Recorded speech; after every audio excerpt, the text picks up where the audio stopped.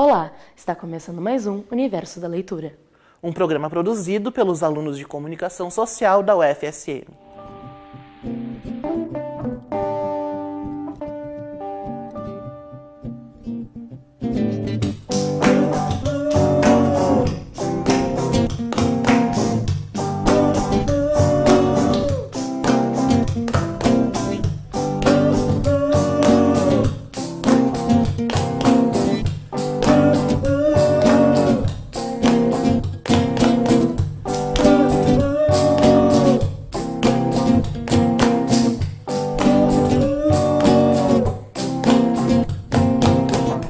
O programa de hoje tem como tema Cultura Livre. Vamos ver como a produção cultural não está apenas limitada à indústria, mas também ao alcance de nossas mãos.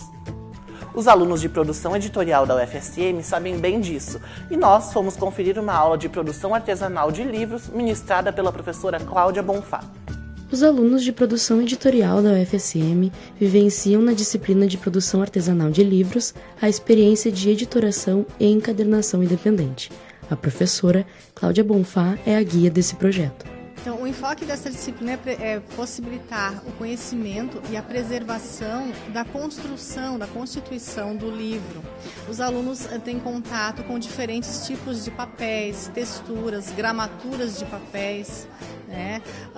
Formas diferentes de contemplar o livro, sendo a sua lombada exposta ou não, costuras expostas, tipos de encadernações que foram surgindo também, né, aí desde a encadernação francesa, a encadernação italiana. Então, tudo isso faz parte da concepção do livro. Eu acho que a disciplina é bem interessante nesse sentido, insere-se nesse contexto do curso, né, da produção editorial, trazendo esse histórico e possibilitando que os alunos vivenciem na prática, né, a construção de um livro. Nem só de grandes editoras vive a literatura. Entre as grandes tiragens e a produção massiva de livros voltados para as áreas mais lucrativas, os livros artesanais tomam para si algum espaço nesse mercado.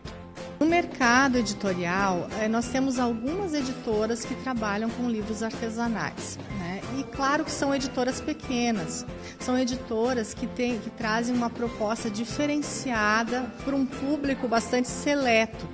Autores também que, por exemplo, têm um público menor aqui no Brasil e que querem publicar os seus originais, encontram aí um espaço bem interessante. As pessoas gostam, se interessam por esse nicho, né, do mercado dos livros artesanais, mas tem receio porque às vezes pensa que não tem muito jeito para trabalhar com papel, com costura, mas a gente tem percebido assim bem interessante na disciplina que os alunos iniciam, né, com os projetos editoriais, às vezes com algumas dificuldades, e ao longo da disciplina eu tenho percebido o quanto eles evoluíram, que nós temos trabalhos bem bacanas, vocês vão poder conferir até nessa mostra, no Editasul nós teremos uma mostra dos livros artesanais.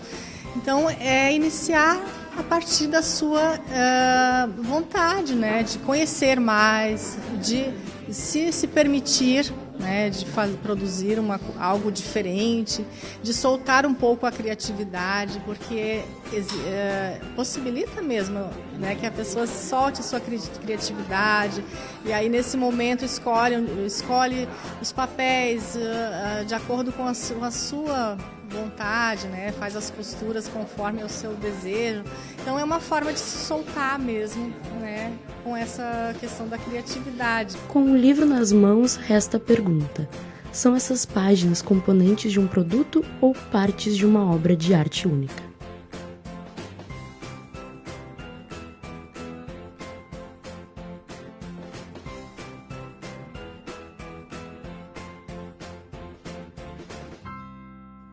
Vamos para um rápido intervalo e voltamos já. Comunicar é tornar comum o conhecimento. É diversidade. É partilhar saberes, multiplicar ideias. Comunicação é movimento. É interação. Saber se expressar e estar sempre atento. viver e reviver. Estamos sempre comunicando, de diferentes formas, em vários lugares, com tudo à nossa volta. Comunicadores correm contra o tempo, mas a verdade é que o tempo transforma. O tempo traz experiência, traz sabedoria, ele nos fortalece. O tempo nos faz crescer. A Facus cresceu, com o olhar voltado para o que mais importa: você.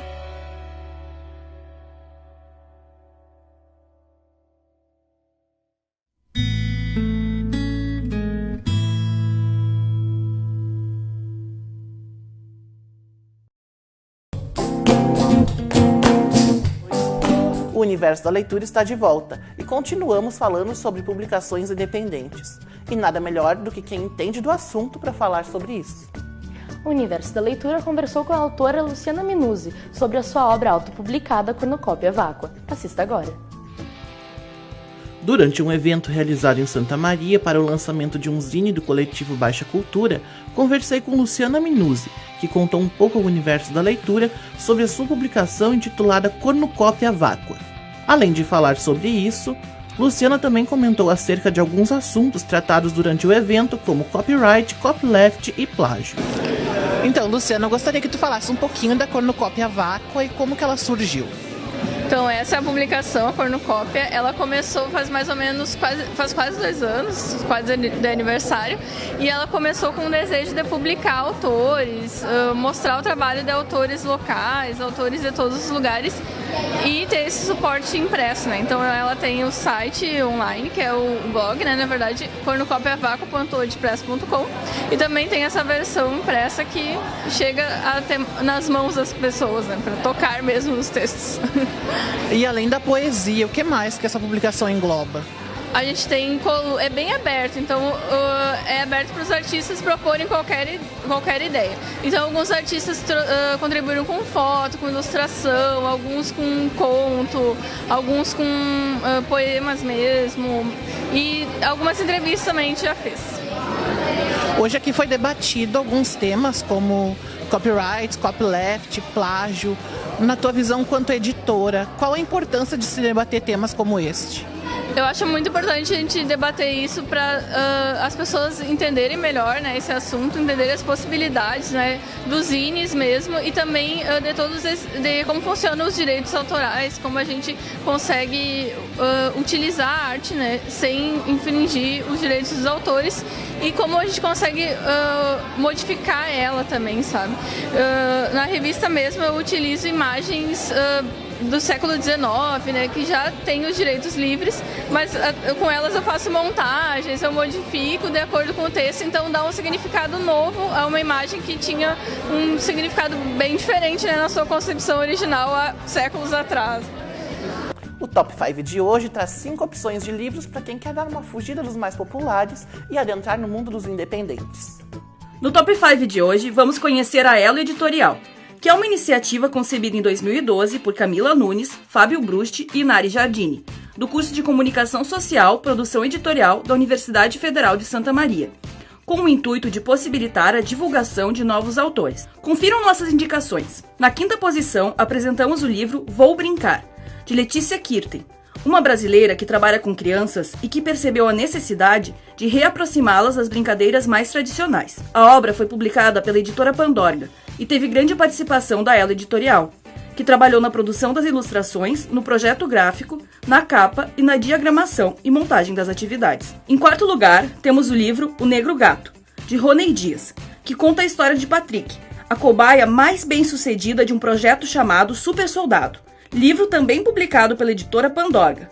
A Elo desenvolveu a capa, as ilustrações e fez a revisão textual. Em 3º lugar, o livro escolhido foi A Lagoa Encantada, de Auri Sudati, que conta a história de uma rã que governa uma lagoa aparentemente nada especial, mas que ao final mostra ser encantada, publicado apenas em formato digital, sendo distribuído para crianças do município e biblioteca de escolas da cidade. A Elo contribuiu com as ilustrações da obra. O e-book Deuses e Feras, de Fábio Brusti, ocupa nossa 2ª posição. A história ocorre em uma distopia, na qual os habitantes de uma cidade são controlados por meio de dispositivos implantados em seus braços esquerdos, conectados integralmente à teia, um estado virtual que governa por meio da internet. O e-book foi lançado de maneira totalmente independente e a Elo contribuiu em todas as etapas da produção. E o nosso primeiro lugar vai para a revista Bang Literário. É uma iniciativa de alunos do curso de Comunicação Social, Produção Editorial, criada com a intenção de publicar novos autores. Ela é composta por 20 textos diferentes, entre prosa e poesia. A revista já tem 4 edições publicadas e a Elo trabalhou nas capas, elementos visuais do miolo e várias ilustrações feitas especialmente para os textos. E não saia daí, pois após o intervalo tem mais Universo da Leitura. Comunicar é tornar comum o conhecimento. É diversidade. É partilhar saberes, multiplicar ideias. Comunicação é movimento, é interação, saber se expressar e estar sempre atento, viver e reviver.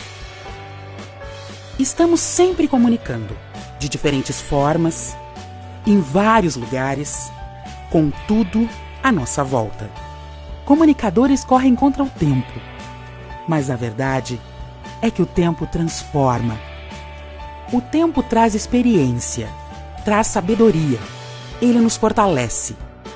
O tempo nos faz crescer. A Facus cresceu, com o olhar voltado para o que mais importa: você.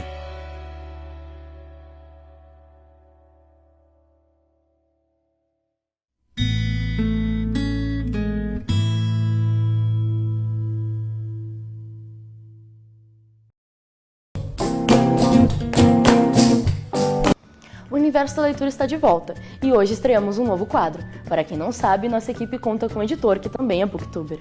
Confira agora Metaforizando Pensamentos, com uma indicação literária cheia de impressões pessoais de Bruno Steyans.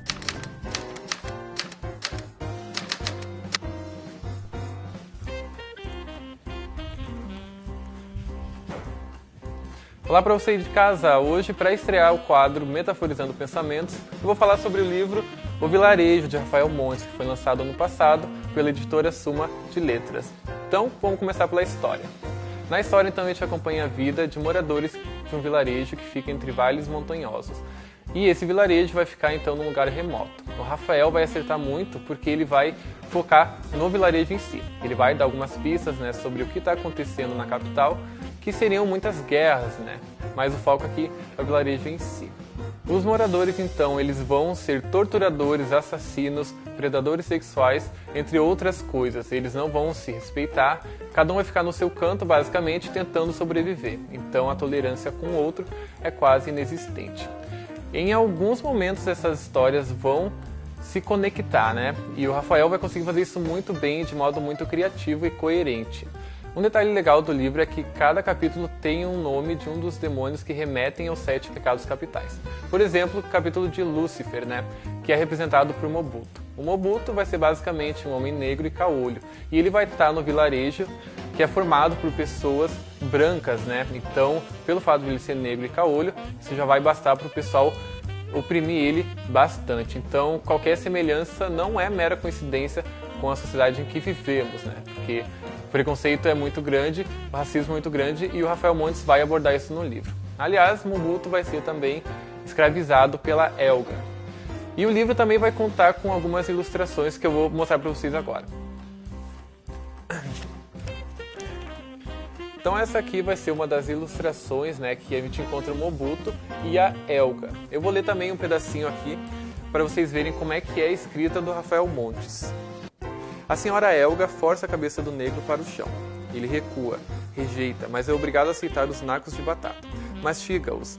Há pequenos pedaços de vidro que cortam sua língua e ferem a garganta. Então, a Elga vai basicamente escravizar o Mobuto. A princípio, ela vai salvar ele, né? Porque ele vai ser linchado, mas ela quer mesmo escravizá-lo.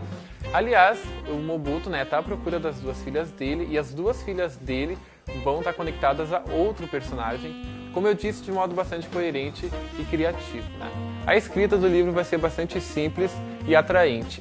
A gente vai querer saber o que está acontecendo com cada personagem. A minha colega que me indicou o livro achou bastante surpreendente o final, mas eu achei original, apesar de não ter me surpreendido, né? Devido às ilustrações, eu imaginei muito essa história em HQ, porque dessa forma os traços poderiam ser mais realistas e brutais, né? Quanto ao merchandising do livro, eu tenho um adendo, né? A Fernanda Torres, a atriz, né, a filha da Fernanda Montenegro, ela escreve assim: Rafael Montes cria uma seleção de histórias macabra digna dos melhores contos dos irmãos Grimm, sem deixar nada de ver a Stephen King. Claramente ela não está comparando o Rafael Montes a Stephen King, mas só por ela mencioná-lo, a gente já fica esperando, né, uma história, uma narrativa parecida com Stephen King. Então isso não é um problema desse livro em si. Eu acho que em qualquer livro que tenha logo na capa um comentário que estime tanto o livro, eu acho que já estraga um pouco a experiência. Eu prefiro pelo menos, né, ler um livro que só tem o título e que eu seja surpreendido de fato, né? Mas não é só um problema desse livro aqui. Esse foi o primeiro episódio do quadro Metaforizando Pensamentos. Eu espero que você aí de casa tenha gostado e a gente se vê no próximo programa. Até mais, tchau! O Universo da Leitura de hoje fica por aqui. Não esqueça de curtir a nossa página no Facebook, se inscrever no nosso canal no YouTube e até a próxima. Se interessou pela... Se interessou... Aleluia! Consegui, que emoção! Eu não vou nem me ver no vídeo ainda, que eu tô com vergonha.